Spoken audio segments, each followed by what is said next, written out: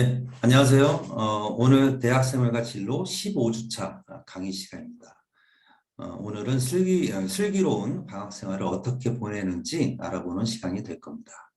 일단 방학의 의미와 사례를 통해서 방학 시간 활용의 중요성에 대해서 알아보고 대학생활 중 해야 할 일과 또 하고 싶은 일 목록을 정리해보고 우선순위를 정리해 볼 겁니다.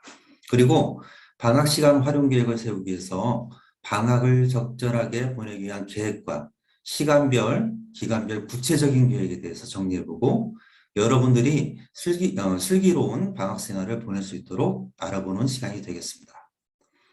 어느덧 이 대학생활과 진로 교과목이 마무리 시간이 되었습니다.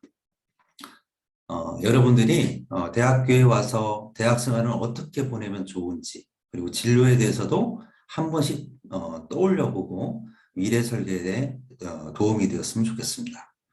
이를 도와주는 다양한 비교과 프로그램이 운영되고 있습니다. 특히나 대학 일자리 플러스 센터에서 학년별로 아주 다양한 그런 프로그램을 진행하고 있으니까 여러분들 관심을 가지고 확인해 보시기 바랍니다.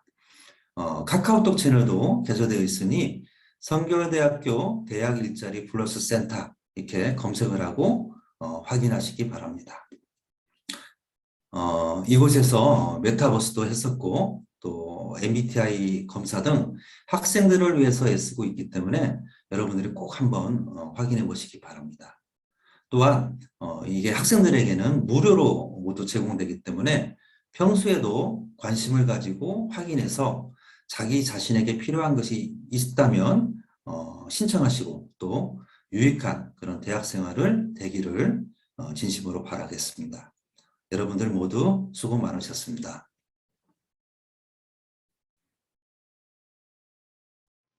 안녕하세요. 대학 일자리 플러스센터 김정희 취업진로관입니다. 대학 일자리 플러스센터와 청년 정책 설명회를 시작하겠습니다. 작년까지는 대학 일자리 센터였다가 사업이 확장되고 일자리 매칭 부분이 강화되어 대학 일자리 플러스센터로 명칭이 변경되었습니다. 저희 부서에서 안내 문자를 보낼 경우 예전에는 상결대일이라고 했는데 올해부터는 상결대풀이라고 보낼 것이니 참고하세요. 대학 일자리 플러스 센터는 재학생과 졸업생, 타대학 학생, 인근 지역 청년 누구나 이용이 가능한 원스톱 청년 고용 서비스 지원센터입니다. 프로그램과 상담 신청은 경력 개발 시스템인 교내 통합 역량 개발 시스템에서 가능하며 재림관 2층에 위치하고 있습니다. 학과별 담당 취업진로관과 상담을 원하시 통합 역량 개발 시스템 상담 예약, 전문가 상담에서 가능하며 표에 나와 있는 각 학부에 해당하는 취업진로관 성함과 연락처를 확인하세요. 그럼 대학 일자리 플러스센터 프로그램에 대해서 자세히 알아보겠습니다.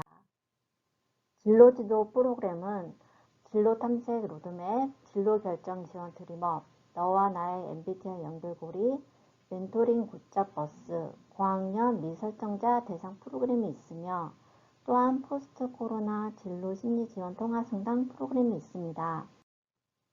취업 지원 프로그램은 자플러스, 자소서 마법사, 취업의 달인, 공기업 대비 NCS EME 문제풀이, 스마트 실전 취업 지원, 상시 모의 면접, 맞춤형 취업 정보 제공을 위한 취업 지원 서비스가 있습니다.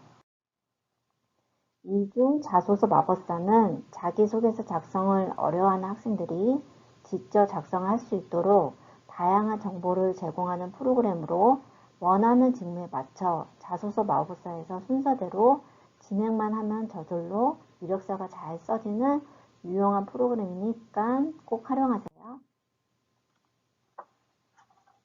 거버넌스 프로그램은 차세대 미디어 사운드 전문가 양성교육 기본과정, 차세대 디자인 거주 3ds 맥스 전문가 양성과정, 수요자 맞춤형 찾아가는 진로 컨설팅, 수요자 맞춤형 찾아가는 고용 서비스 U7 직무 박람회가 있습니다. 해외 취업 프로그램으로는 현직자 방학 콘서트, OJT, 리얼 컨설팅 동아리 CEO 강연회가 있습니다.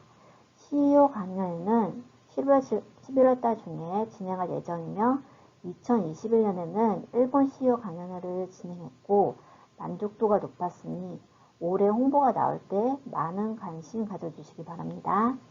인문계 융합은 인문계생이지만 IT에 관심이 있어 하는 학생들을 위한 프로그램으로 디지털 신기술을 그 기초 단계부터 5단계까지 차근차근 배울 수 있는 프로그램입니다. 여대생 역량 강화 프로그램은 경기도 대학생 취업 지원 프로젝트 수거, 챌린지, 이커머스 마케팅 실전과정, 슬기로운 비대면 여대생 직무특강, 영상 콘텐츠 기획 및 편집 실무과정, 여성 진로 페스티벌이 있습니다. 여대생 프로그램은 계속적으로 우수 참여자가 많았고 만족도가 높은 프로그램들이라 꼭 참여하세요. 일 경험 프로그램은 포스트 코로나 히든잡, 굿잡 케어로 직무 중심의 채용 트렌드로 변화되는 사회에서 기업 맞춤형 교육 취업 연계 프로그램이라 4학년들에게 추천해드리고 싶어요.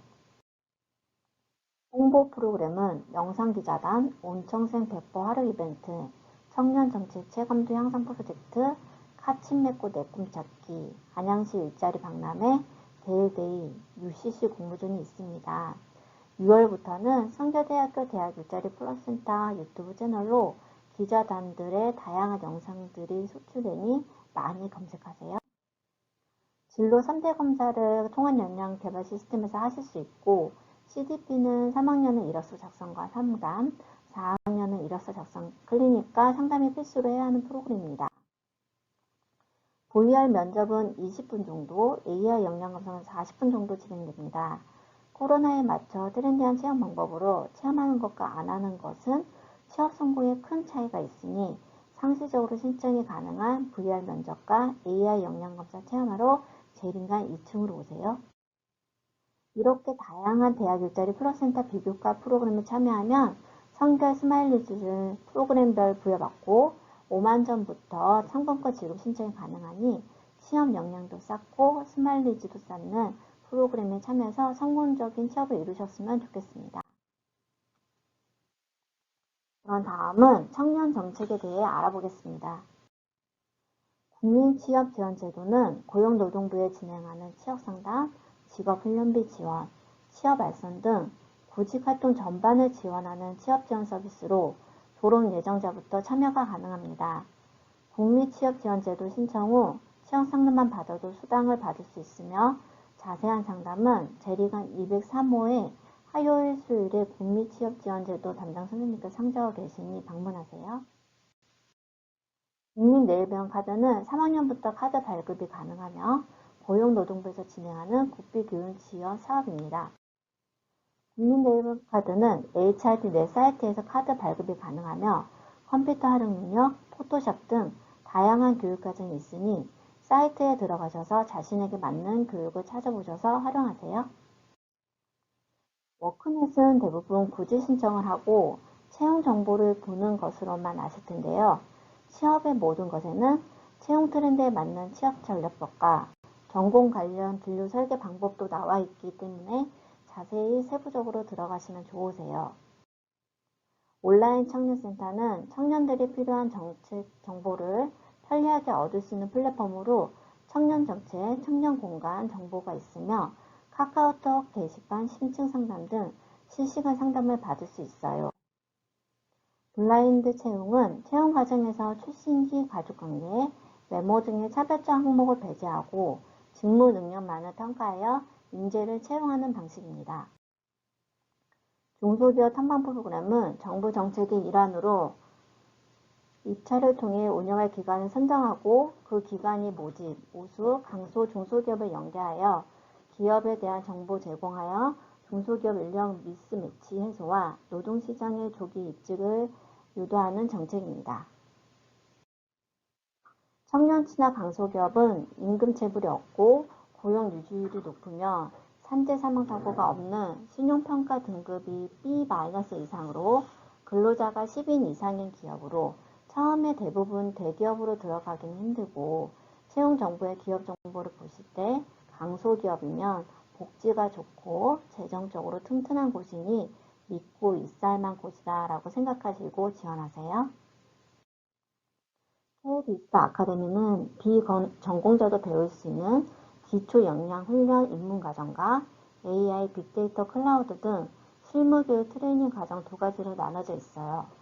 디지털 신기술 분야를 배울 수 있는 구비 교육으로 전에 보셨던 HRD 내 사이트에서 찾을 수 있으며 인문계 학생이 IT 분야로 발동 후 활용하기 좋습니다.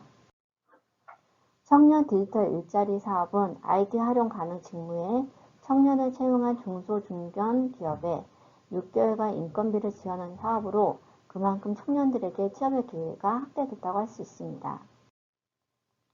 K-모브스쿨은 대한민국 청년들이 세계로 나아가 글로벌 인재로 성장하여 양질의 일자리에서 일할 수 있도록 지원하는 프로그램으로 졸업자 또는 4학년만 가능하시고 월드잡 사이트에서 일정이나 자세한 내용을 확인하실 수 있습니다. 아까 말씀드렸던 월드잡 플러스 사이트는 K-모브스쿨, 해외 일자리, 취업교육, 취업 가이드 등 청년 해외 진출을 위한 모든 정보가 담겨져 있습니다. 졸업자만 가능한 것이 아니라 주거복지나 지자체에서 운영하는 다양한 청년 정책이 있기 때문에 본인에게 맞는 정책을 찾아서 혜택을 꼭 받으시고요. 청년 정책에 대한 자세한 상담을 원하시면 대리인간 203호로 오시거나 031-467-8392로 연락 주시기 바랍니다. 감사합니다. 학생 여러분 반갑습니다. 신지혜 강사입니다. 오늘요, 우리 대학생활 진로 마지막 시간으로요, 슬기로운 방학생활에 대해서 같이 알아보도록 하겠습니다. 정말 이 한 학기 동안 굉장히 여러 가지 다양한 내용들을 살펴보면서 정말로 어쨌든 내가 대학생활을 하는 과정 속에서 혹은 이후의 과정들을 준비하는 내용에 대해서 좀 심도 깊게 알아봤습니다. 물론 제가 이렇게 짧은 시간 이야기한 내용만 가지고는 완성되지 않을 거라는 것 여러분들도 잘 아실 겁니다. 우리 학생분들께서 직접 이러한 부분들에 대해서 고민해보고 생각해보고 혹은 정리해보고 아니면 행동해봄으로써 이것들이 완성이 될 거라는 생각을 저는 합니다. 어쨌든 하셨을 거라고 믿으면서 그렇게 한 학기를 잘 살아왔기 때문에 이제 우리가 좀 더 방학 생활도 잘 보내야 되겠죠. 어쨌든 간 기왕이면 어떻게 보면 내 나름대로 나에게 굉장히 긴 시간 주어진 자유의 시간일 수도 있는데 그러한 자유를 누리더라도요. 그냥 흐지부지 어쩌다 보니까 방학이 끝났네 라고 이야기를 하는 게 아니라 좀 더 슬기롭게 방학을 잘 보내기 위한 방법들에 대한 고민들을 해봐야 된다는 이야기입니다. 그래서요, 저와 함께 이러한 내용들을 가지고 같이 한번 이야기를 해보려고 합니다. 일단 첫 번째로는요, 대학생활 중에서 도대체 이 방학이 가지는 의미가 뭐야? 라는 것들. 물론, 기본적인 의미는요, 공부 열심히 한 학기 했으니까 쉬자 라는 개념들도 있지만, 막연하게 단순히 쉬는 것만으로 정말로 만족할 수 있을까? 라는 부분들에 대한 생각을 해봐야겠죠. 그래서 이 방학의 의미에 대해서 같이 한번 생각을 해보고요. 자, 그렇다면 이 방학 동안에 어떤 활동들을 할 수 있는지도 저는 좀 힌트를 드리려고 합니다. 물론 선택은 누가 한다? 여러분들이 한다. 학생 여러분들 하시겠지만 그럼에도 불구하고 내가 어떤 활동들을 할 수 있고 혹은 남들은 어떤 활동들을 하는지 라는 부분들에 대해서 좀 살펴봐야 될 것 같아요. 그리고 그 안에서 역시나 취사 선택을 해서 그렇다면 내가 정말로 이 슬기로운 방학생활 잘 보내기 위해서는 어떤 부분들을 좀 더 준비하면 좋을까? 어떤 부분들에 있어서만큼은 자 중요한 건요. 계획을 세운다라는 개념은 아시죠? 현실성을 감안해서 계획을 세웁니다. 우리가 보통 방학이라고 이야기하면 특히 여름방학 같은 경우에는 한 2달여 정도 됩니다. 자, 이 2달 정도 되는 시간 동안에 나는 영어도 완벽하게 할 거고 아르바이트도 할 거야. 자격증 2개 취득할 거야. 뿐만 아니라 여행도 가야지. 네, 이것들이 가능할까요? 영어를 완벽하게 이 2달 동안 할 수 있나요? 쉽지 않을 것 같아요. 그죠? 자, 그래서 현실성을 감안해서 내가 정말로 우선순위로 할 수 있는 것들을 일단은 넣어놓고 여력이 된다면 요러한 부분들도 좀 챙겨보면 어떨까라는 부분들을 생각하시면 좋을 것 같습니다. 그래서요, 일단 기본적으로 도대체 이 방학이라는 게 어떤 의미지? 라는 부분들 먼저 한번 좀 생각을 해봐야 될 것 같습니다. 우리에게 있어서 방학이라는 건요, 일단 첫 번째로 특별하게 명확한 방학 숙제가 없는 방학입니다. 그 얘기 뭐예요? 한편으로 생각하면 굉장히 좀 마음 편하죠. 자유롭기도 하지만 또 한편으로 생각하면 결국에 그 시간이 온전히 내 책임이다. 그죠? 나의 선택에 의한 내 책임이다 라는 의미도 담고 있다라는 것들 기억하시면 좋을 것 같습니다. 자, 그리고 방학이요. 고등학교 때까지보다 훨씬 길어졌어요. 심한 경우에는요. 고등학교 같은 경우에는 특히 여름방학 기준 한 보름 정도밖에 안 되는 경우들도 있어요. 그죠? 굉장히 짧고 길어야 4주. 이렇게 되는데 2배 이상의 시간이 나에게 주어진다라는 이야기죠. 그 얘기는 뭡니까? 어쨌든 간에 계획을 정말로 내가 현명하게 잘 세우면 슬기롭게 방학을 보낸다라고 한다면 굉장히 효율적으로 사용할 수 있는 시간이겠구나 라는 측면들을 볼 수 있을 것 같아요. 그렇다 보니까 뭐 이거는 제가 따로 말씀 안 드리겠습니다. 개인적으로 그 시간을 어떻게 보냈는가의 차이가 훨씬 더 벌어질 수 있어요. 우리가 2주의 시간을 보내는 것과 한 달의 시간을 보내는 것과 2달의 시간을 보내는 건 격차가 점점 벌어진다라는 부분들도 생각할 수 있을 거라는 거죠. 그래서 그럴 수 있다라는 부분들 생각할 수 있을 것 같습니다. 그리고 또한 어쨌든 간 기본적으로 정해진 틀이 없다 보니까 활동 선택의 폭이 굉장히 넓습니다. 학과 내에서의 활동만으로도 방학을 충분히 채울 수 있고요. 교내 활동만으로도 채울 수도 있고요. 대외 활동을 할 수도 있고 심지어는요. 해외 활동까지도 고려할 수 있는 여지들이 있더란 이야기입니다. 그렇다 보니까 이 활동 선택의 폭이 굉장히 넓다. 심지어 저는요. 그런 친구들도 봤어요. 물론 저학년 때는 쉽지는 않지만 이제 고학년 때는 바빠지니까 한 2학년 정도 되는 그 시간 동안에 방학 동안에 아르바이트를요, 그냥 우리가 뭐 편의점, 음식점, 카페 이런 데서 아르바이트를 하는 게 아니라 아예 사무직으로 들어가서 2개월, 3개월 일하는 거죠. 정말 제대로 일을 하는 그런 경우들도 굉장히 많이 봤습니다. 활동 선택의 폭은 아주 넓습니다. 여러분들이 하실 수 있는 게 생각보다 굉장히 많다라는 이야기죠. 자, 그리고 굉장히 중요한 이야기인 것 같아요. 우리에게 방학이 몇 번 정도 있게요? 잠시 후에도 말씀드리겠지만 보통 일반적으로 대학 생활에 방학하면 7번 정도를 이야기합니다. 4학년 겨울방학은 방학이 아닌 거예요. 그죠? 그런 경우들이 굉장히 많습니다. 그래서 한 7번 정도를 이야기하는데 평균 그냥 2달로만 생각을 해도요. 2달로만 생각을 해도 무려 14개월이라는 시간이 나에게 주어진다는 이야기예요. 그 얘기는 다시 바꿔 말하면 이 방학이라는 시간을 내가 잘 보낸다라는 개념은 무려 1년 이상의 시간들을 의미 있게 보낸다라는 개념도 들어간다라는 이야기입니다. 근데 저를 생각을 해보면 예전에 저의 모습들을 생각을 해보면 1학년 1학기 방학, 여름방학, 그러니까 여름방학 같은 경우에는 첫 번째 방학이잖아요. 그래서 그냥 멋모르고 학과 사람들하고 노느냐고 시간을 보냈던 것 같아요. 그냥 계속해서 노느냐고 시간을 보내고 이제 겨울방학이 되니까 후배가 들어온대요.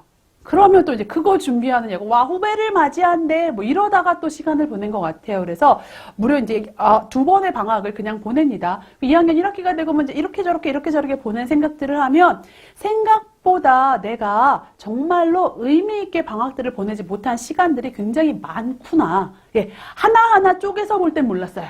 근데 그것들을 나중에 모아놓고 생각을 해보니까 조금 아쉽다라는 생각들이 굉장히 좀 많이 들더라는 거죠. 그래서 무려 1년이 넘는 시간이다 보니까 그 시간들을 좀 내가 효율적으로 활용할 수 있는 방법들을 고민해 보시면 좋을 것 같아요. 생각보다 굉장히 긴 시간이다 라는 측면들을 좀 생각을 해보시면 좋을 것 같습니다.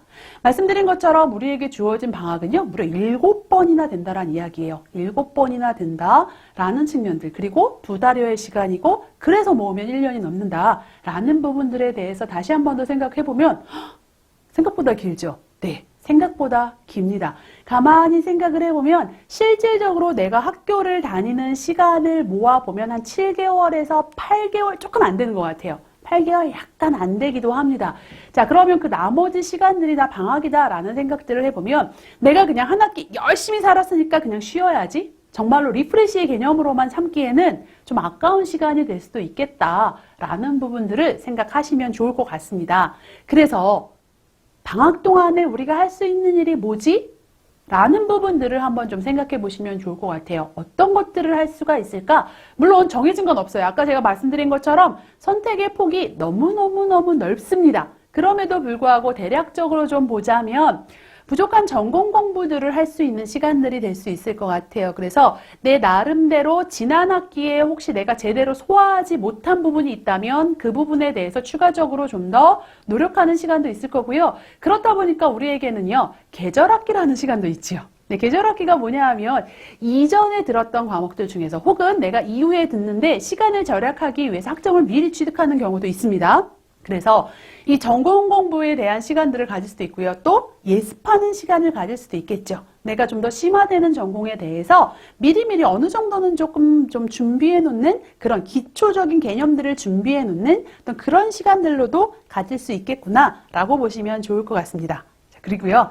자격증. 사실은 1학년 때는요. 전공과 관련된 자격증들을 준비하는 건 쉽지 않아요. 제가 보기에는 그건 좀 어렵습니다. 일단은 자격 요건이나 이런 것들도 그렇고 쉽지 않다라고 한다면 아주 기초적인 자격증들은 그래도 저학년 때 준비할 수 있지 않을까라는 생각이 좀 듭니다. 그래서 자격증 준비도 할 수 있을 것 같고요. 외국어 공부, 영어뿐만이 아니라 제2외국어라든가 내가 관심 있었던 언어에 대한 공부를 할 수 있는 시간들. 사실은 언어라는 건 하루 이틀에 되지 않죠. 그렇다 보니까 굉장히 긴 시간을 요구하는데 상대적으로 봤을 때 방학 때 조금 더 집중할 수 있는 시간이나 기회들이 만들어지더란 이야기예요. 그래서 외국어에 대해서 내가 공부할 수 있는 시간이 될 수도 있을 것 같고요.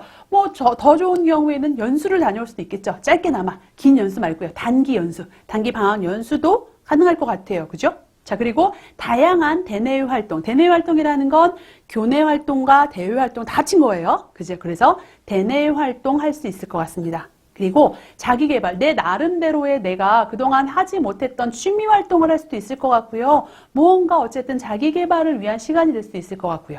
아르바이트 할 수 있겠죠. 실제로 저는 그런 친구도 봤어요. 학기 중에는 사실은 내가 굉장히 다양한 것들 공부하고 활동하고 하다 보니까 실질적으로 아르바이트 할 시간이 많지 않은 거예요. 그래서 방학 때는 아예 딱 큰 마음 먹고 열심히 아르바이트를 합니다.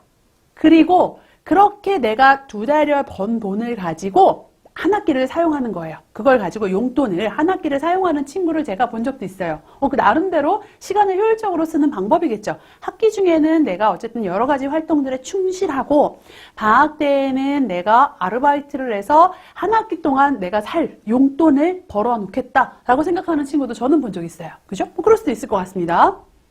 그리고 운동, 밀린 운동. 그죠? 늘 밀려있는 그 운동들 할 수도 있을 것 같고요. 말씀드린 것처럼 기타 등등 다양한 활동, 친구들하고 여행을 간다든가 의미 있는 시간을 보낸다든가 그동안 내가 해오지 못했던 것들에 대해서 생각해왔던 그러한 활동들을 한다든가 기타 등등 여러 가지 활동들을 좀 할 수 있을 것 같습니다. 그래서 이러한 부분들에 대해서요. 각자가 고민하고 생각을 정리하는 시간들이 좀 필요할 것 같아요. 그래서 그 부분들을 좀 더 구체적으로 살펴보려고 합니다.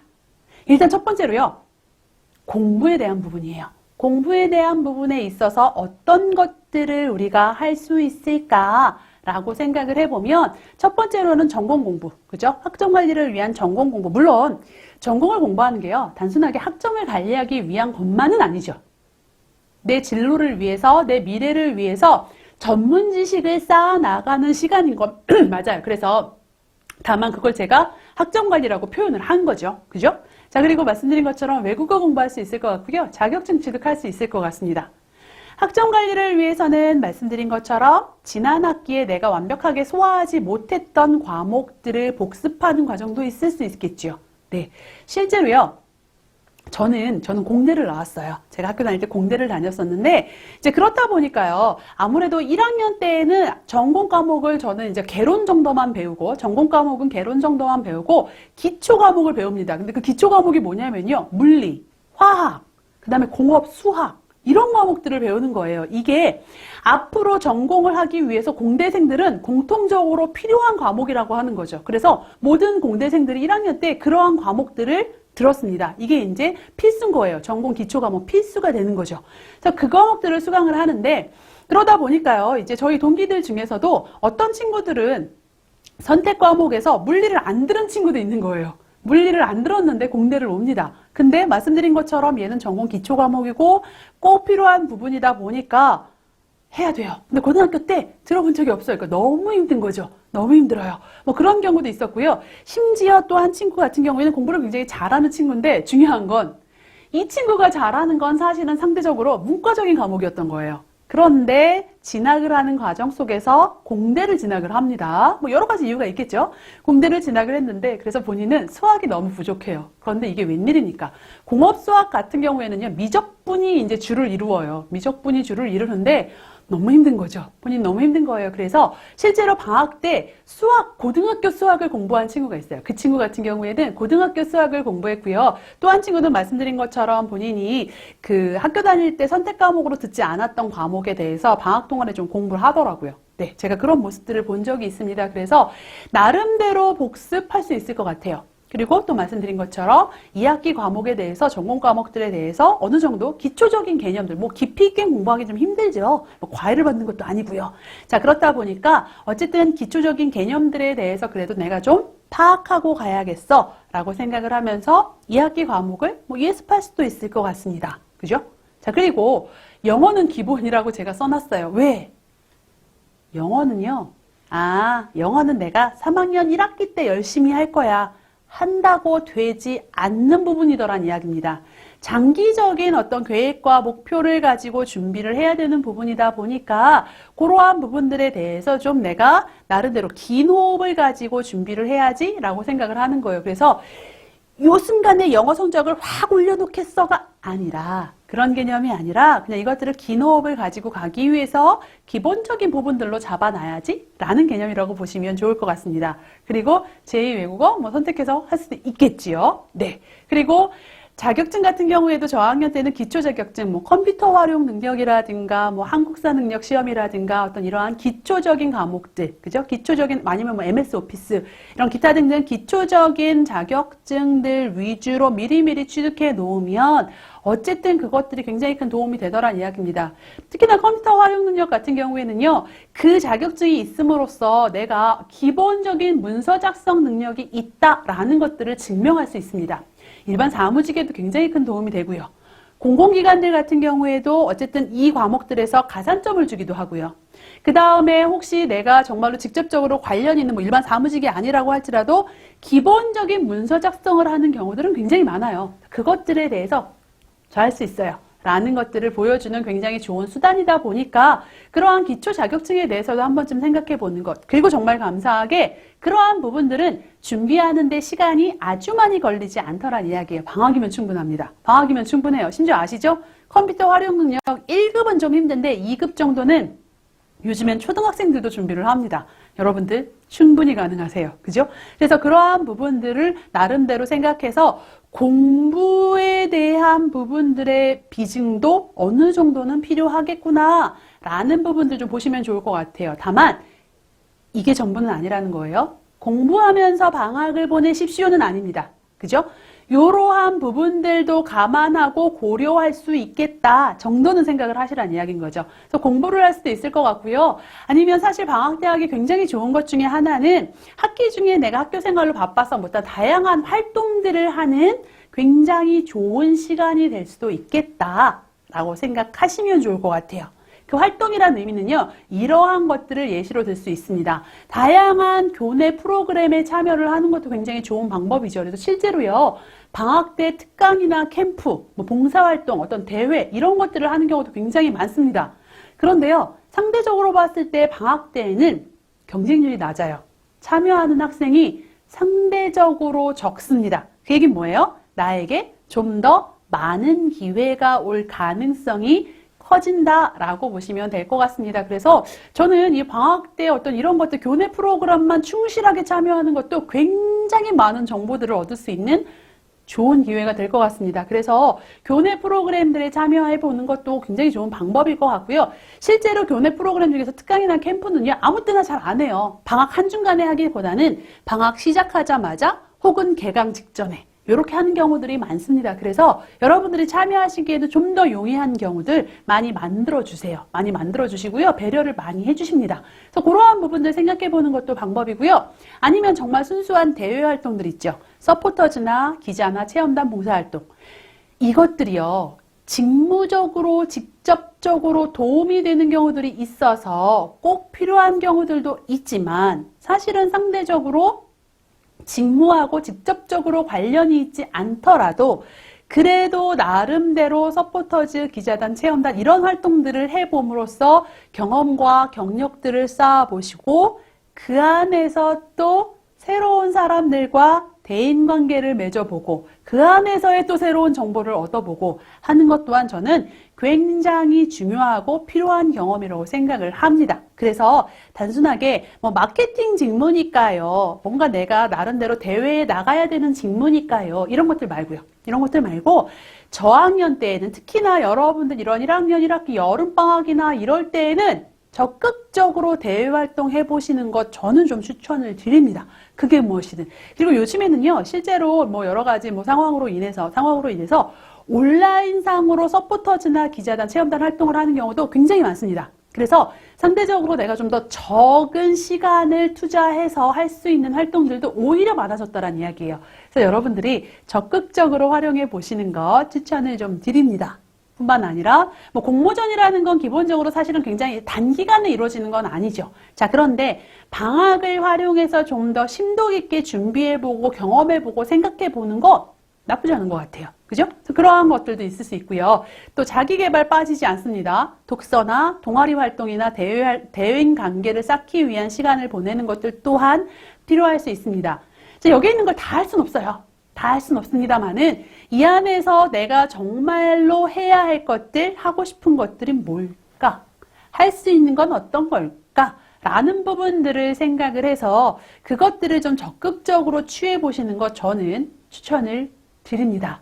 대학교 다니면서 저 대내외 활동 한 번도 안 해봤어요. 그냥 학교 집 도서관 다니면서 열심히 공부만 했어요. 물론 공부 열심히 한 것에 대해서는 인정합니다만은 그럼에도 불구하고 우리가 이런 다양한 활동들을 통해서 다양한 경험들을 쌓아보는 건 굉장히 중요한 부분이다라는 것 다시 한번 강조하면서 여러분들이 좀 다양한 대외 활동 하실 것들을 추천을 드립니다. 실제로 이 대외 활동은요, 직무 관련된 경험을 쌓는 데 있어서 굉장히 도움이 되는 그런 활동이기도 하고 더불어서 말씀드린 것처럼 대학생으로서 내가 좀 더 시야를 넓게 가지고 다양한 경험을 하는 심지어는요, 많은 이러한 활동들이요, 지원이 있습니다. 그래서 내가 비용을 들이거나 혹은 나의 수고를 좀 덜고도요, 이런 의미 있는 활동들을 하는데 굉장히 큰 도움이 되기도 한다라는 측면들을 보시면 좋을 것 같아요. 그래서 그러한 활동들을 하실 것들을 좀 추천을 드려요. 예를 들자면 이런 활동도 있어요. LG그룹에서 하는 활동입니다. 대학생들을 대상으로 해서요, 글로벌 챌린저라는 활동을 지속적으로 해오고 있습니다. 자, 이거는 어떤 걸 하는 거냐면요. 일단 신청을 받겠죠. 신청을 받아서요, 서류 심사도 하고요, 면접도 봐요. 그렇게 해서 30팀을 선정을 합니다. 한 팀에 4명씩으로 한 학교 안에서 구성이 돼야 돼요. 전공은 같을 필요 없지만 한 학교 학생들끼리, 같은 학교 학생들끼리 팀을 구성을 해서 지원을 하고요. 30팀을 뽑습니다. 이 30팀의 사람들이 뽑히고 나면 뭐 하는 거냐면 실제로 해외에 탐방을 갈 수 있는 기회를 줍니다. 이 얘기 뭐예요? 내가 비용 하나도 들이지 않고도 해외 경험을 할 수 있는 굉장히 좋은 기회고요. 더 중요한 건 뭐예요? 단순한 탐방이 아니라 아까 서류 심사하고 면접 본다고 했어요. 서류 심사를 뭘 하냐면 우리 팀이 스스로 탐방 주제를 결정을 합니다. 예를 들어서요. 나는 디자인 쪽에 굉장히 관심이 많아. 그쪽 분야에 대해서 생각하고 있어. 라고 한다면 해외 탐방을 가는데 그 디자인적인 측면으로 갈 수가 있겠죠. 그 디자인이 패션일 수도 있고요. 건축일 수도 있고요. 굉장히 다양합니다. 그죠? 뭐 어떤 제품일 수도 있고요. 아주 다양합니다. 그리고 그것들과 관련된 지역이나 국가도요, 내가 선정하는 거예요. 우리 팀이 선정을 합니다. 그죠? 그러면 나름대로 내가 평상시에 관심이 있었거나 진로 목표와 관련이 있는 그러한 주제를 선정해서 갈 수 있는 기회를 만드는 거예요. 그런데 내 비용 들이지 않고 갈 수 있다라고 보시면 좋을 것 같고요. 실제로 이제 탐방을 하고 나면 30팀 중에서 총 6팀에게 이제 수상을 합니다. 뭐 최우수상, 우수상 이렇게 나누겠죠. 그렇게 수상을 한 다음에 이 6팀에게는 장학금이나 혹은 입사할 때 인턴 자격을 뭐 준다든가 아니면 미리 뭐 서류 전형은 그냥 통과를 시켜준다든가 라는 어떤 혜택을 줍니다. 굉장히 좋은 기회예요. 저는요, LG에 취업 안 할 건데요. 네, 취업 안 하더라도 상관없이 내가 굉장히 의미 있는 경험을 할 수 있는 좋은 기회라는 거죠. 그래서 이러한 부분들을 한번 생각해 보시면 좋을 것 같아요. 그래서 내 나름대로 선정을 해서 2주 동안 해외 탐방을 하다 보니까 방학이나 이런 기간들을 활용한다면 조금 더 효율적으로 시간을 쓸 수 있는 굉장히 좋은 기회가 될 수 있겠구나 라고 보시면 될 것 같습니다. 그래서 나라는요, 한 개 나라가 아니라도 괜찮아요. 한 개 대륙에서 여러 나라 도시는 것도 괜찮아요. 그래서 이러한 부분들 한번 생각해 보시면 와, 굉장히 좋은 기회겠다. 물론 경쟁은 굉장히 치열합니다. 보시면 아시겠지만 기회 자체가 굉장히 좋다 보니까 경쟁은 치열한데 이것들을 해보면서 내가 해외 경험을 할 뿐만 아니라 어쨌든 간에 기획안 만들잖아요. 그죠? 나름대로 탐방 계획서를 통해서 기획안을 만들어 보고요. 그 기획안에 대해서 심사받아보고 실제로 내가 활동하고 나면 그 부분들에 대해서 활동 보고서 제출하게 되고요. 그죠? 또 이러한 부분들을 통해서 그 자체도 경험인 거죠. 해외 나가는 것도 경험이지만 그 과정들을 겪는 것 자체도 굉장히 의미 있는 활동이 될 수 있겠다라고 볼 수 있을 것 같습니다. 그리고 이런 활동도 있어요. 현대자동차에서 하고 있는 굉장히 이제 오래된 활동입니다. 오래된 활동인데 뭐냐 하면 국제 자원봉사 나가는 활동이에요. 자, 좀 전에 본 거는요, 해외 탐방을 나가서 나름 연구하고, 그죠, 고민하고, 정리하고 하는 과정인데, 얘는요, 봉사활동입니다. 봉사활동을 나가는 건데, 매기수에 500명씩 해서, 여름에 한 번, 겨울에 한 번, 방학 때, 그죠, 여름방학 한 번, 겨울방학 한 번 해서 총 1000명에게 기회를 줍니다. 기회 굉장히 많이 주죠? 자, 그런데, 그렇게 해외에 나갈 때, 기본적으로 나의 전공이라든가 관심 분야에 따라서 어떤 활동을 할지를 정해주는 거예요. 그래서 실제로 내 진로와 관련된 활동을 할 수도 있고요. 전공과 관련된 활동들 또한 할 수 있습니다. 뿐만 아니라요. 이렇게 해피무브 들어가게 되면 거기에서 그냥 끝나지 않고요. 계속해서 기수별로 이게 연결이 되고요. 그 안에서 지속적으로 국내 활동들도 계속합니다. 봉사활동을 한다든가 할 때 지속적으로 이 활동들이 연결이 되고요. 심지어 여기 특정 보면 다양한 혜택 제공한다고 했는데 자세히 보면 그런 거 있어요. 이 해피무브 글로벌 청년 봉사단 요 안에서 결혼을 하면요. 현대자동차 뭐 할인해드려요. 뭐 이런 행사도 있습니다. 그 뭐예요? 지속적인 활동을 통해서 선배들과 후배들과 교류가 가능해진다라는 측면들도 볼 수가 있습니다. 그래서 인기가 많대요. 굉장히 인기가 많은 게 그 안에서 지속적인 활동과 교류들이 가능해진다라고 이야기를 하더라고요. 그래서 해외에 나간 어떤 경험뿐만이 아니라 다양한 경험들, 다양한 사람들, 그리고 여기에 참여한 많은 인원들 같은 경우에는 정말로 관심 있는 직무 분야라든가 진로라든가 이런 부분들이 굉장히 다양하겠죠.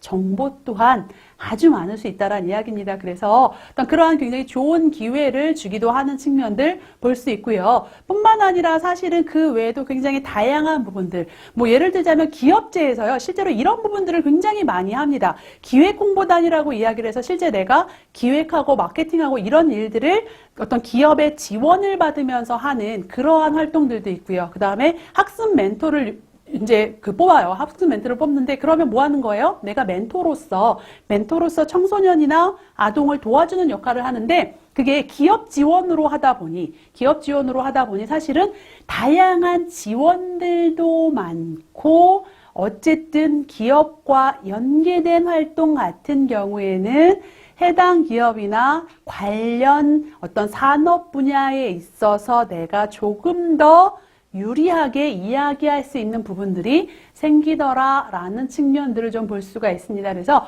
굉장히 많은 다양한 활동들이 우리가 몰라서 그렇지 굉장히 많은 활동들이 우리 대학생들을 기다리고 있더라라는 부분들을 좀 확인할 수 있습니다. 그래서 이러한 정보들을 바탕으로 해서 이걸 다 할 수는 없어요. 이거 어떻게 다 해요? 이 안에서 나에게 의미 있는 것, 관심 가는 것들을 찾아서 선택을 하는 것들이 좀 필요할 것 같습니다. 그 중에 어떤 활동들은요, 앞에서 제가 보여드린 것처럼 경쟁이 굉장히 치열한 활동들도 있기는 있어요. 있기는 있는데, 또 어떤 활동들 같은 경우에는 상대적으로 봤을 때 그렇게 경쟁이 치열하지 않은, 상대적으로 많이 알려지지 않은 그러한 활동들도 굉장히 많더란 이야기입니다. 그래서 그러한 부분들을 좀 찾아보시는 것 추천을 드려요.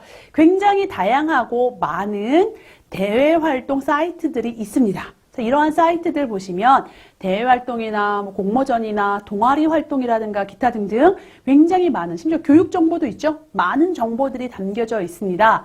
이런 것들을 찾아보시는데 선생님, 그게 쉽지가 않아요. 찾아보는 게 쉽지가 않아요. 하시는 분들 같은 경우에는요, 우리의 친구 휴대폰, 모바일이 있습니다. 어플을 깔아서 보시는 것도 하나의 방법이죠. 실제로요, 이렇게 어플을 깔아놓으면 이게 이제 대외활동 관련된 정보를 주는 어플입니다. 보시면 아시겠지만 교육, 공모전, 대외활동, 기타 등등 많이 나와 있고요. 이제 알림도 와요. 알림도 와서 자, 이러이러한 서포터즈 모집합니다. 이런 체험단 모집해요. 사실 서포터즈나 체험단은 상대적으로 봤을 때 그래도 좀 더 많은 기회들이 좀 주어지는 것 같아요. 그죠? 그래서 그러한 정보들을 내가 수시로 받아보고 확인할 수 있는 그러한 기회들도 있더라라는 생각도 좀 하시면 좋을 것 같아요. 결국에는 내가 정말로 한 2% 정도만 부지런해지면 충분히 찾아볼 수 있는 그러한 내용들이 있다라는 것들을 기억하시면 좋을 것 같습니다. 그래서 이러한 다양한 정보들을 찾아서 많은 활동들을 해보면 어쩌면 또 그 안에서 내가 어떤 부분들을 취사 선택해야 될지, 나에게 의미 있고 중요한 게 무엇인지가 그 다음에 경험해본 다음에 결정이 될 수도 있다는 생각이 좀 들어요. 그래서 그러한 부분들을 찾아보시는 것 또한 방법이 된다라는 것들 기억을 하시면서요. 기회가 되면 대회에 나가보시는 것도 좋은 방법입니다. 공모전에 나갈 때에는요. 진로와 연결된 공모전에 출전을 합니다. 대부분의 경우에 공모전에 나가는 사람들을 가만히 살펴보면 뭐 예체능과 관련된 일을 하는 분들, 그죠? 그런 진로를 선택하신 분들이 공모전에 많이 나가요. 그죠? 그래서 나름대로 어떤 그 분야에 있어서만큼은 내가 대회에 나가겠어 라고 하는 분들, 아니면 기획과 관련된 일을 하고 싶은 분들이 대회에 나갑니다. 공모전 나가요. 그죠? 혹은 마케팅과 관련된 일을 하겠어 라고 생각하는 분들이 공모전에 나가요. 그리고 나서 그 외의 진로나 직무에 대해서 생각하는 분들은 별로 관심 없어요. 그죠? 자, 그런데 가만히 한번 자세히 들여다보면 생각보다 이 공모전이요, 내가 생각하는 진로에 대해서 도움이 되는 경우들도 굉장히 많고요.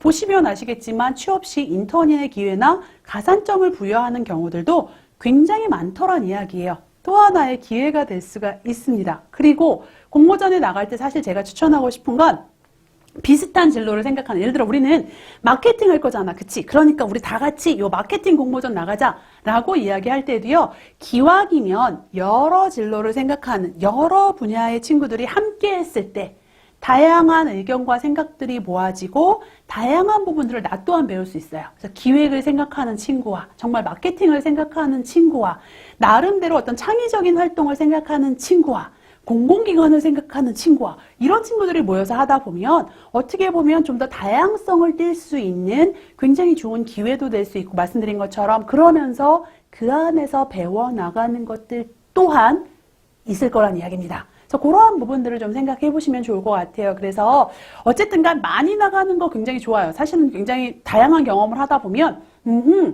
공모전, 소위 이야기해서 평가를 받고 어쨌든 간 경쟁을 하는 상황에서는 어떻게 하는 것이 좀 더 유리하겠구나 라는 부분들에 대해서도 경험을 하다 보면 알게 되는 거죠. 그래서 그러한 부분들에 있어서 내가 다양하게 많이 해보는 것도 좋은데 그 안에서 생각해야 되는 건 하나를 해도 좀 철저하게 준비를 해서 좋은 결과를 가지고 오도록 하는 것 또한 필요할 수 있다라고 보시면 좋을 것 같습니다. 그래서 그러한 부분들도 마찬가지로 다양한 정보들 찾아보시면 좋을 것 같아요. 아주 많은 정보들이 담겨져 있고요.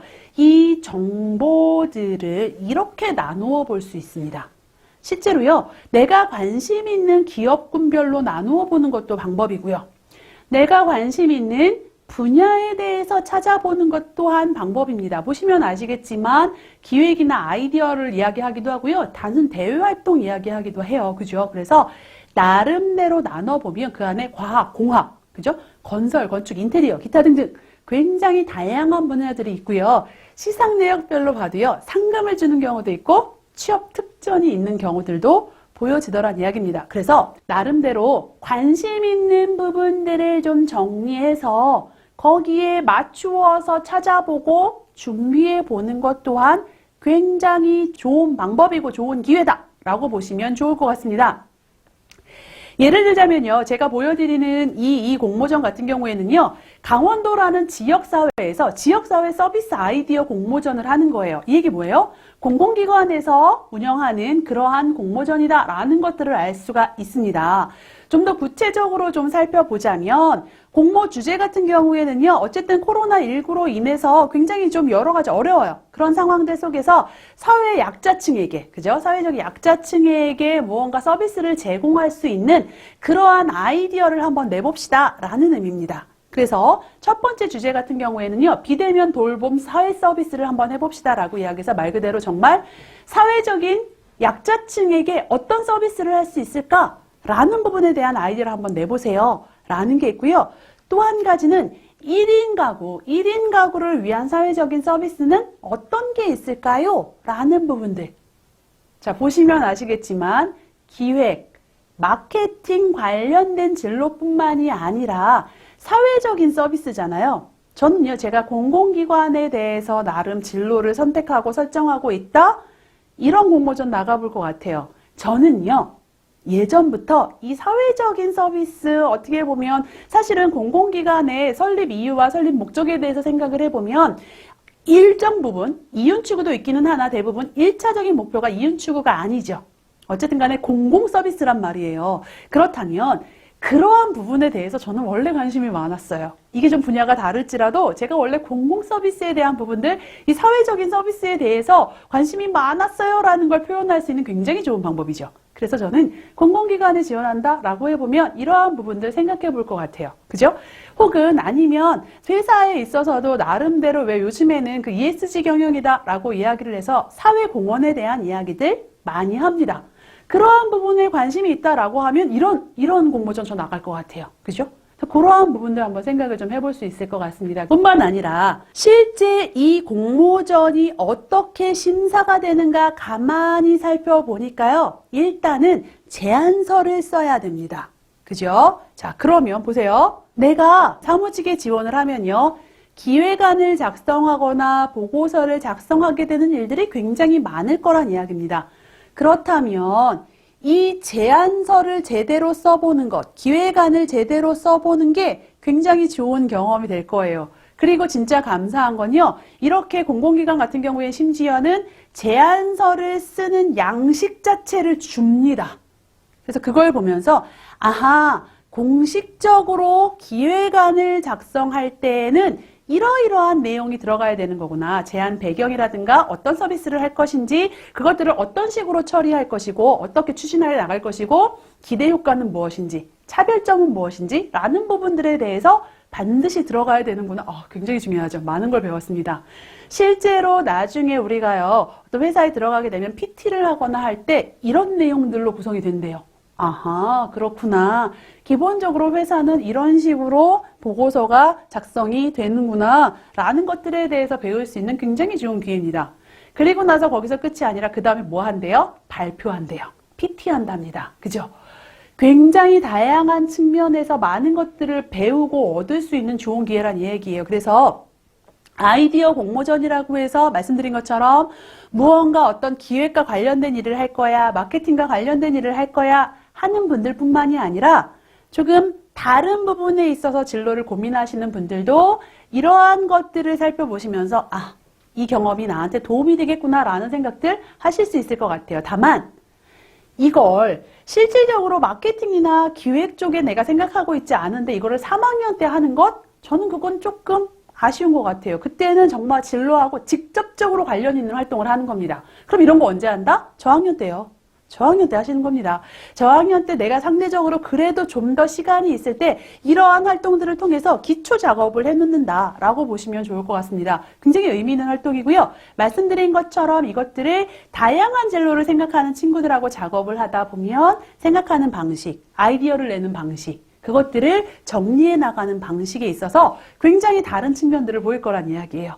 그것들에 대해서 배워보는 것 또한 저학년 때 저는 해야 될 일이라고 생각합니다. 그러한 부분들을 한번 정리해 보는 거 굉장히 좋은 방법이고요. 또 이런 것도 있어요. 전기 안전정책 경진대회. 그죠? 자, 이거 뭐예요? 이것도 마찬가지로 공공기관에서 운영하는 그러한 공모전이 되겠죠. 그래서 사실은 정책 아이디어를 내는 부분이다 보니까 그것들에 있어서 마찬가지로 기획 마케팅은 뭐 기본입니다. 공모전 기본이에요.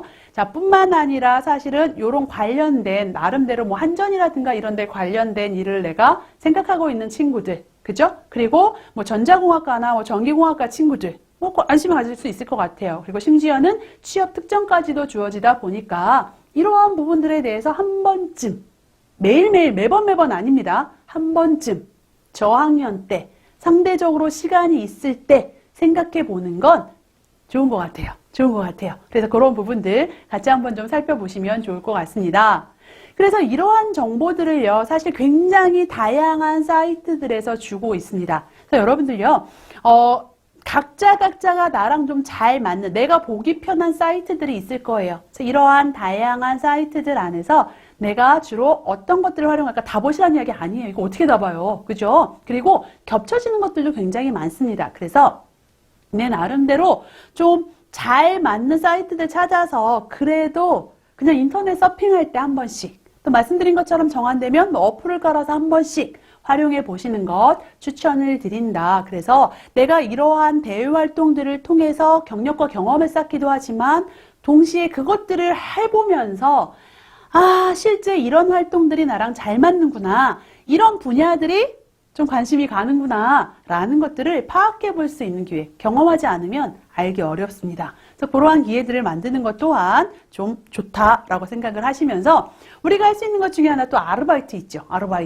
아르바이트를 하는데 이 아르바이트도요. 물론 당연히 상황이 되는 대로 시간이 되는 대로 여건이 되는 대로 하는 것도 좋은 방법인데 아르바이트도 스펙이 되기도 하더란 이야기입니다. 굉장히 많은 유통회사들 쪽에서요, 실제 아르바이트 경험을 통해서 취업 특전을 주기도 합니다. 물론, 해봤어요만 가지고는 주지 않아요. 일정 기간 동안이라든가 아니면 우수사원으로 뽑혔다든가 어떤 이러한 부분들이 있었을 때 굉장히 다양한 혜택들을 주고 있다. 많은 유통기관들이 실제로 그냥 우리 회사에 지원했어요 하는 것보다 실제 우리 프랜차이즈에서 경험을 해봤고요. 제가 해당 회사의 서비스 잘 알고 있습니다. 라는 것들을 보여주는 것도 굉장히 좋은 방법이 될 수 있고요. 선생님, 저는요, 유통회사 관심 없고요. 해당 직무 별로 상관없는데요. 하는 분들 같은 경우에도요, 가능하다면 내가 생각하고 있는 진로와 연결된 아르바이트 해보시는 것, 저는 좀 추천을 드립니다.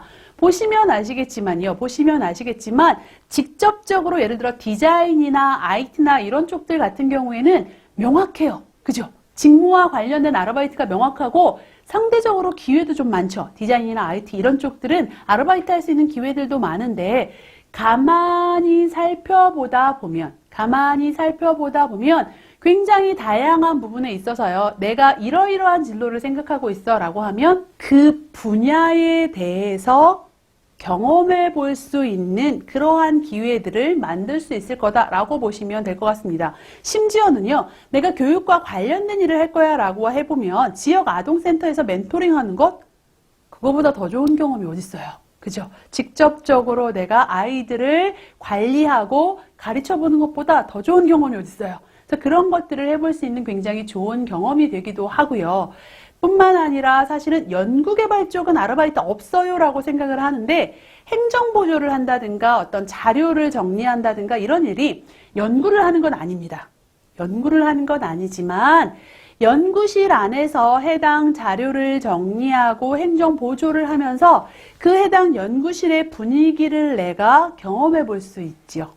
그리고 그 자료들을 통해서 어쨌든 해보지 않은 것보다는 실질적인 정보들, 그리고 실제 연구원들이 어떤 방식으로 일을 하고 있고 어떤 분위기에서 일을 하는지에 대해서 경험해 볼 수 있는 굉장히 좋은 기회가 되더란 이야기예요. 그래서 100%는 아니에요. 왜냐하면 구하지 않고 상대적으로 기회가 많지 않은 것도 사실이기는 합니다만 내가 그 기회들을 한번 찾아보자는 이야기예요. 그냥 난 아르바이트를 해야 되는데 정말 감사하게도 카페에서는 되게 많이 뽑으니까 나 그냥 카페 아르바이트 해야지가 아니라 아니라 기왕이면 좀 둘러보면서 찾아보는 것들을 저는 추천을 드리고요. 사실은 똑같은 아르바이트를 할 때도 마찬가지입니다. 저는요, 아르바이트의 꽃은 개인적으로 편의점이라고 생각을 해요. 왜? 편의점은요, 정말로 나름대로 단순 아르바이트임에도 불구하고 그 모든 것들을 다 경험할 수 있는 이 점포 경영에 대해서 경험해 볼 수 있는 굉장히 좋은 기회지요. 그래서 고객 응대하는 거 뭐 말할 것도 없습니다. 그죠? 그리고 나서 어쨌든 간에 포스기를 다루면서 계산도 합니다. 뿐만 아니라요, 재고 관리해야 돼요. 그죠? 재고 관리를 하면서 정확하고 꼼꼼하게 처리하는 것들 필요합니다. 그리고 그 재고 관리 속에서 필요한 물건들에 대해서 주문을 넣거나 하는 것들 필요하죠. 나름대로 그 안에서 유통기간 관리도 하고요. 상품 진열을 하는 과정들 속에서의 원칙들이 있죠. 원칙들에 맞춰서 상품 진열들을 해보기도 하고요. 상권 분석 가능하죠. 실제로요, 편의점 여러 번 아르바이트 해본 친구가 그런 얘기를 해요. 본인이 고향집에서 편의점 아르바이트를 할 때랑 학교 앞에서 편의점 아르바이트를 할 때랑 팔리는 물건이 다르대요. 동네가 다르니까. 어떤 소비자층이 다르다 보니까 팔리는 물건이 다르대요. 그걸 알았대요. 네. 상권 분석도 굉장히 가능해진다라고 보시면 될 것 같습니다. 그래서 어떻게 보면 그 경영을 하는 과정 속에서 필요한 다양한 부분들에 있어서 경험해 볼 수 있는 굉장히 좋은 기회인 것 같아요. 그래서 단순하게 그냥 돈 벌려고 일해요도 물론 필요하지만 그 안에서 내가 무엇을 배우고 어떤 의미를 담을 것인가는 여러분들의 몫인 것 같습니다. 그래서 그러한 부분들도 같이 한번 생각해 보시는 것 추천을 드립니다. 이런 다양한 아르바이트들도 할 수 있고요. 사실은 내가 무언가 일을 하고 의미 있는 활동을 하는 과정 속에서 저는 조금 더 배우고 싶어요. 가능해요. 가능합니다. 그래서 다양한 교육들 실제로 나름대로 여러 정부 기관들이나 어떤 다양한 단체에서 운영하는 교육들을 받을 수도 있고요. 실제 전공과 관련된 분야에 대해서는요, 협회나 연구원들이 굉장히 다양한 직무와 관련된 교육들을 하고 있습니다. 예를 들어서요, 저는요, 반도체 분야에 대해서 깊이 있게 공부할 거예요 라고 이야기를 하면요, 반도체 협회, 그죠? 나노공정연구원, 이런 곳들이 있어요. 이런 곳들에서 관련된 교육들이라든가 관련된 세미나, 관련된 설명회, 이런 것들을 굉장히 많이 합니다. 그리고 거기에 참여할 수 있는 기회들을 만들고요. 잘 찾아보면요, 심지어는요, 그 교육이요, 무료로 하는 교육도 많아요. 무료로, 예를 들어서 4박 5일. 그죠? 2주 이렇게 하는 교육. 장기 교육은 아무래도 우리가 좀 힘든데 단기 교육들 같은 경우에는 여러분들에게도 그 기회가 열려 있습니다. 그래서 그러한 부분들을 좀 찾아보셔서 내가 전공에 대해서 좀 알아보고 싶어. 깊이 있게 공부할 거야가 아니라 알아보고 싶어 라고 한다면 어떤 그런 기회들을 찾아보는 것, 협회나 연구원, 관련된 협회나 연구원들의 정보를 찾아보는 것도 저는 굉장히 좋은 방법인 것 같습니다. 그래서 어떤 그런 것들을 통해서 내가 교육을 받을 수도 있겠구나라고 생각하시면 될 것 같아요. 그리고 이왕이면 이 교육들이 이제 그런 경우들이 있거든요. 왜? 하루 종일 이루어지는. 이게 장기는 아니지만 말씀드린 것처럼 2박 3일간 이루어지는 이런 교육들이 있어요. 근데 그런 것들은 학기 중보다는 아무래도 방학 때가 좀 더 유리한데 대신에 그런 게 있습니다.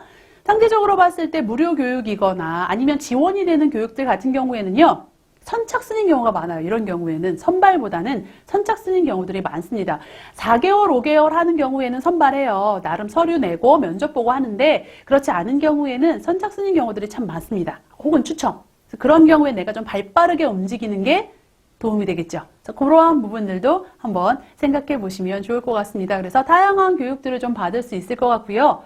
거기서 끝이 아닙니다. 저는 매 시간 이야기합니다. 나름대로 방학 시간을 보내는 데 있어서는 개인적인 활동도 굉장히 중요한 것 같습니다. 아르바이트도 있지만 운동이나 취미, 혹은 여행이라든가 아니면 학기 중에 바빠서 못했던 나만의 활동들, 그죠? 내가 리프레시하는 방법들, 이런 것들을 찾아서 해보는 것도 굉장히 중요하다라는 이야기인 거죠. 다시 한번 생각을 해보면요. 사실은 이 방학이 굉장히 긴 기간이기도 하지만 학교를 졸업하고 나면 어쩌면 평생 동안 이런 시간이 나에게 안 주어질 수 있어요. 아시죠? 회사 다니면 휴가가요. 정말 길어도 한 닷새에서 보름? 네, 그 이상을 넘는 경우가 거의 없는 것 같아요. 어떤 상황에서든, 그죠? 이제 그렇다 보니까 아무래도 내가 나름대로 이렇게 장기간의 계획을 세워서 할 수 있는 것들. 예를 들어 여행도요. 단기간의 여행도 가지만 아시죠? 배낭여행을 갈 때 내가 보름을 갈 거야 라고 할 수 있는 것도 과감하게 결정할 수 있는 것 대학생이기 때문에 할 수 있는 부분이 될 수 있을 것 같습니다. 그래서 그러한 부분들에 대해서도 감안하시고 생각해 보시는 것 좀 추천을 드린다 해서 개인 활동들도 나름대로 방학 계획을 세우는데 염두에 두시는 겁니다. 생각을 하시고 그 부분들도 감안하시는 것 좀 추천을 드립니다. 굉장히 다양한 활동들이 있어요. 그죠? 제가 말씀드린 것처럼 공부도 할 수 있을 것 같고요. 대내외 활동도 할 수 있습니다. 뿐만 아니라 개인 활동도 해야 돼요. 자, 그런데 그렇다 보니까 생각해야 되는 건 바로 이거죠. 선택과 집중을 해야 됩니다. 그걸 다 할 수는 없어요. 다 하는 거 불가능합니다. 자칫 잘못하면 이렇게 될 수 있어요. 자, 이 친구 같은 경우에 알찬 방학 기다려. 나는 방학 때 꼭 해야 되는 거 살 빼고 돈 모을 거야. 라고 생각을 했는데 방학 끝나면 어떻게 돼요? 네, 돈 빼고 살을 모을 수 있습니다. 네, 계획대로 생각한 대로 되지 않는 게 사실입니다. 그렇기 때문에 정말로 중요하게 반드시 내가 해야 하는 게 무엇이고 꼭 하고 싶은 게 무엇인지 우선순위를 좀 결정하시는 거 추천을 드려요. 그래서 활동에 따라 좀 다릅니다. 좀 어떻게 다르기도 하지만 저는요, 일단은 대표적으로 하나씩 하시면 좋을 것 같아요. 공부에서 내가 일단 제일 먼저 해야 될 게 뭘까라는 것. 대내외 활동에서 내가 꼭 해야만 하는 것 혹은 하고 싶은 게 뭘까라는 것. 마지막으로 나의 개인 활동 중에서 나 요것만큼은 꼭 할 거야 라는 게 어떤 걸까라는 것들을 최소한 하나씩 정도를 우선순위로 두고, 물론 그 이후에 내가 상황 되면 더 할 거야 뭐 괜찮습니다. 어쨌든 간 좀 선택하고 집중하는 과정들이 굉장히 중요할 수 있다라는 생각들을 여러분들 좀 하시면 좋을 것 같습니다. 그리고 그것들을 선택하는 건 이렇게 하신다는 거죠. 우리가 시간 관리를 할 때에도 이야기를 했고요. 나름대로 로드맵을 이야기할 때도 좀 이야기한 것 같아요. 어쨌든 우선순위를 결정을 하고 그 안에서 해야 할 것과 하고 싶은 걸 명확하게 구분합니다. 그리고 그 안에서 큰 그림이 필요해요. 너무너무 하고 싶지만 이거에 가장 적절한 순간은 지금이 아니라 3학년 때일 수도 있어요. 어쩌면 이제 그런 거 예를 들자면 막 영어 공부 열심히 해야지라고 생각하는데 저는 영어 같은 경우에는 지속적으로 왜 긴 호흡을 가지고 해야 된다라고 말씀을 드렸습니다. 왜냐하면요. 예를 들어서 아주 쉽게요. 취업을 위해서 내가 영어 성적을 취득해야 돼요. 자, 그런데 영어 성적 같은 경우 뭐 토익을 예로 들면요. 2년이에요. 유효 기간이 2년입니다. 1학년 때 취득해 놓으면요. 졸업할 때 활용 못 해요. 그죠? 자, 이런 경우에는 전략적으로 그래서 많은 학생들이 3학년 겨울방학 때쯤을 최종 목표로 삼는 거예요.